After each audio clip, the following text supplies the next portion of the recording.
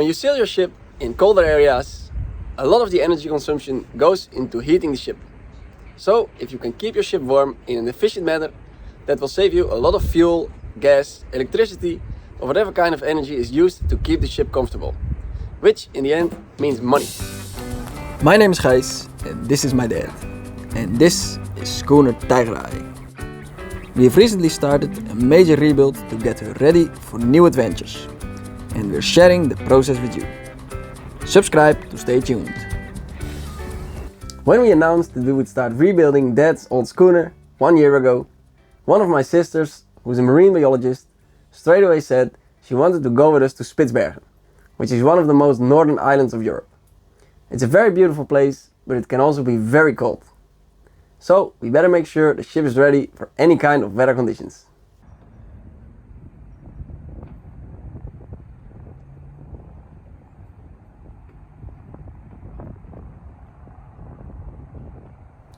We can split the heating up in two subjects. One is the actual heating and the other one is keeping the heat inside. To make it nice and warm inside, we will install floor heating, but about that I will make a separate video. First, we have to look at good insulation. The wheelhouse is mostly located above the engine room, where it's sometimes nice and warm and sometimes very cold. So the best thing to do is insulate the floor of the wheelhouse. Since the deck is already 80 years old and quite wobbly and not very even, we are installing 2 layers of 5mm subfloor to insulate and level the floor. Now we can install the underlayment. For this we're using cement particle board, which is panels made out of wood chips binded by Portland cement, which makes them incombustible and weather resistant, but easy to work with using normal tools for wood. It also makes them spread the heat for the floor heating very nice and evenly.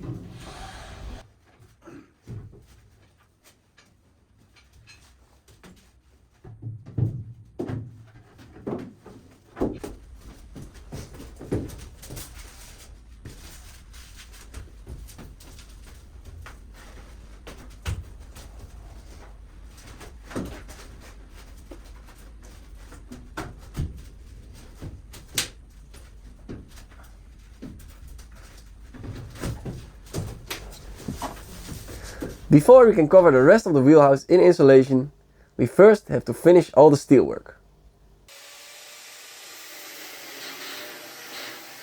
We're making one big hole in the floor of the wheelhouse for all the cables that run from the engine room to the wheelhouse and reverse.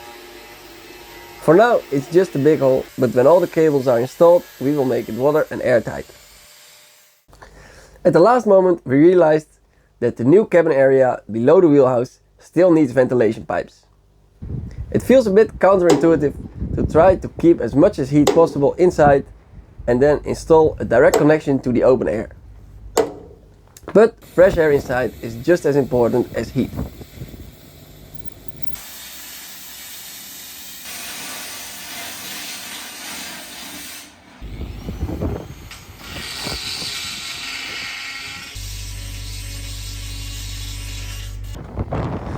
The biggest pipes we can fit behind the interior paneling are 2-inch, which is rather small for ventilation.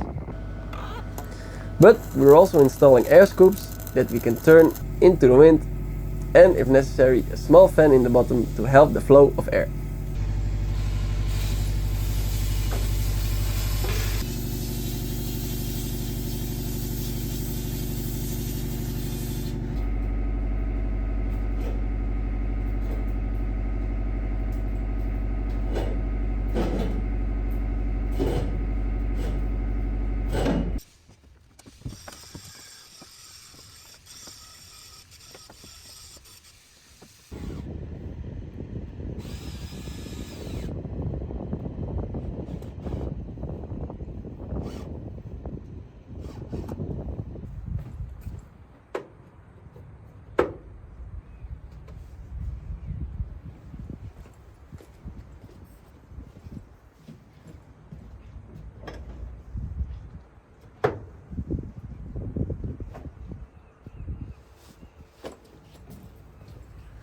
With those in place, we can start stuffing everything with insulation.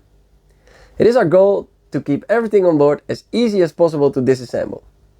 Both of us have bad experiences on boats where something needed to be fixed behind the interior paneling, where the jigsaw and the crowbar had to be used to get there. And afterwards, have the carpenter redo a part of the interior. That's why you will not see us use a lot of glue, except for the timber frames that hold the insulation in place, because there isn't really a better way to attach them to the steel.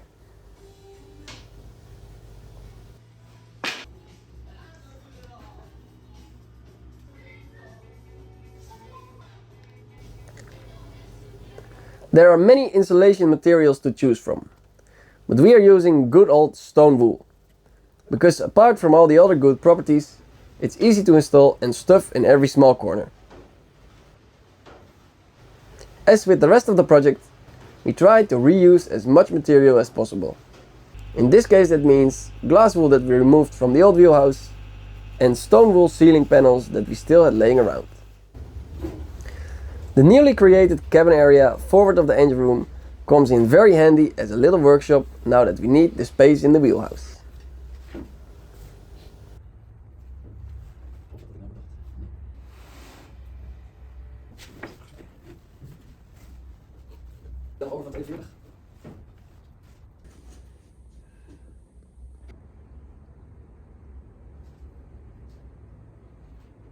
To cover up the insulation, we are using moisture-resistant plywood.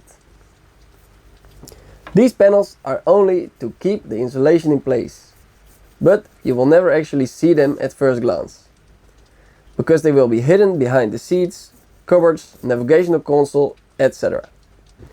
We are painting both sides of the panels white, the back to prevent it from possible condensation, which we hope to avoid, and the front to make the dark storage spaces less dark. For instance, behind the wheelhouse couch.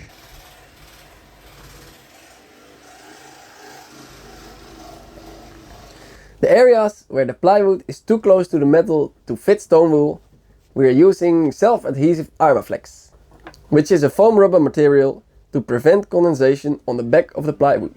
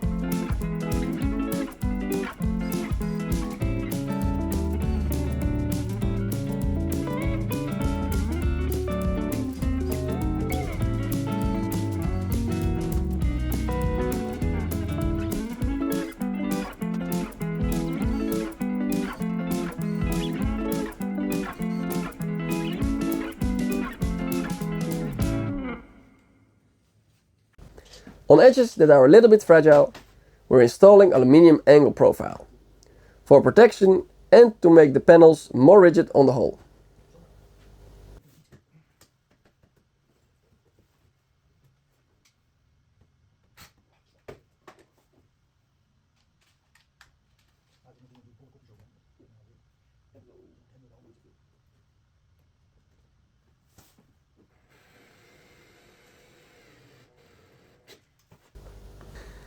Steel and aluminium are very good heat conductors. And since most of the metal parts are connected to each other, almost every piece of bare steel inside is connected to the cold outside world. The problem with these cold bridges is not necessarily that they make the room cold. The bigger problem is the condensation of the water in the warmer air on the colder surface. We try to avoid that as much as possible. That's why we want every piece of bare metal wrapped up in insulation and covered up. There are quite some frames and deck supports and other steel bits and bobs that don't fit in between the 2-inch timber frames that hold the panels in place. For the sake of simplicity, instead of wrapping everything separately, we're creating boxes around the parts that stick out, which we can stuff with leftover insulation and close off.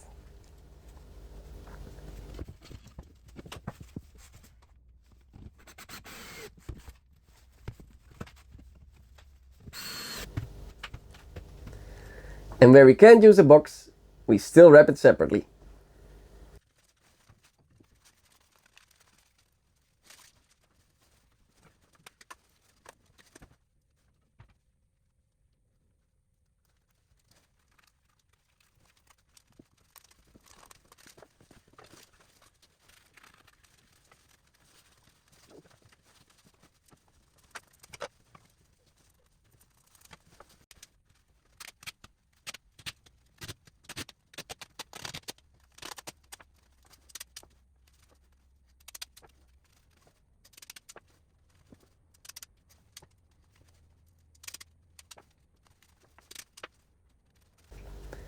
For the wheelhouse couch, we are using the frame of the couch in the old wheelhouse.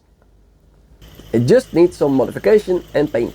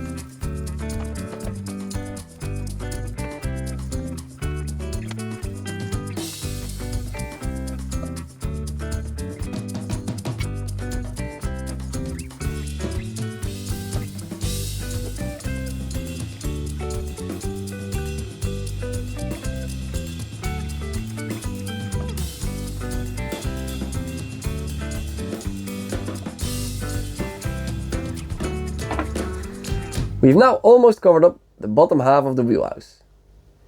And that was probably the most time-consuming job. The ceiling and the panels around the windows will take less time, and looking forward, we can focus on the more fun jobs that need to be done around here. When we started 1 year ago, I estimated that this whole midlife update would take about 2 years. That would mean that we should be around halfway by now. Are we? I have no idea, to be honest. We have no planning and we don't know how long the things on our to-do list will take. In very broad terms, these are the things that we still need to do before we can set sail.